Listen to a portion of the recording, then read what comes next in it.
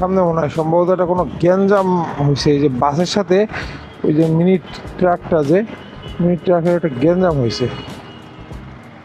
মোটামুটি রাস্তা ব্লক করে কিন্তু এখানে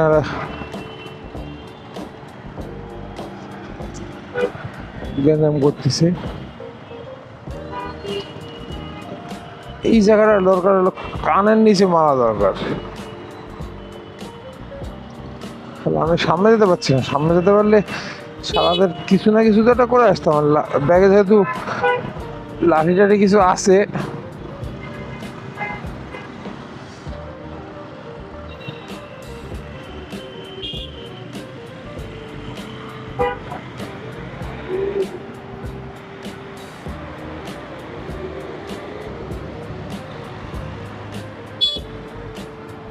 এই ট্রাকটা ওই সামনে হলুদ বাসটা, কি বাস এটা দেখা যাচ্ছে না।